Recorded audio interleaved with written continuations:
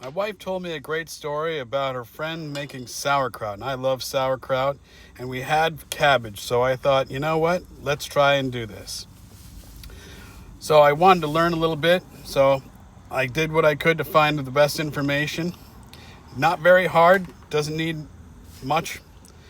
I'm just going to peel off the top layers of this, and I thought I would narrate this versus trying to do this while I was working since there are so many cuts. Get rid of the core, definitely. I'm going to chop it down. Get rid of the ends so that way when you chop it, it all flakes apart. I might have cut these a little thinner for the next batch, but this is my first attempt. We'll see where this goes. There's my wife coming in to say hello. Break all that cabbage apart because you know it's tight. Sometimes it can get tightly wound. They said use a teaspoon of salt per pound, and I find with this thicker cut I had to double it just to get the moisture to come out of the cabbage. But mixing it, massage it all in, and then what you're going to need to do after you get it all in there, let it set for a while.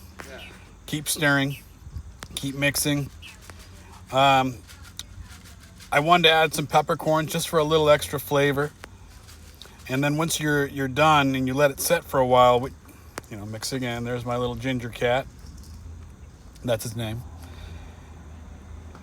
I'm going to take this plate and put it on there with a weight just to also help compress the moisture out of it. But here again, the cabbage was a little thick, so it didn't break down very well. But they said also you want to start squeezing the juice out of it. So after you've done that, you're ready for jarring, and you want to have as much liquid as you can. I made a little funnel just because the jars I had wouldn't allow my hand to go in there as I saw in a lot of videos, which was an easier way to do it because you could press it down with your fingers. And so I had to make it's a rolling pin with a veggie bag, just the cleanest thing I could think of to do this. Get all your cabbage in there.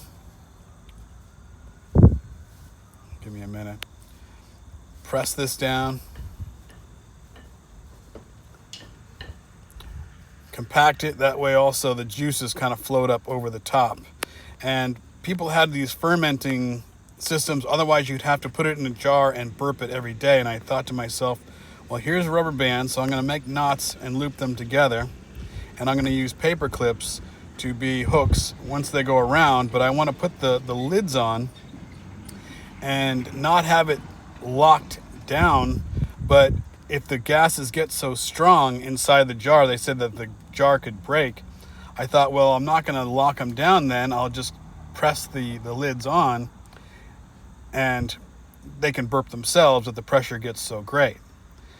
I figured out also if I used 3 paper clips it was better, but I came up with another system of using 3 rubber bands and then 1 paper clip I found was just enough pressure that I felt comfortable with. So I'll show you that here, but I'll let you guys know how it turns out. And that's a knot for you.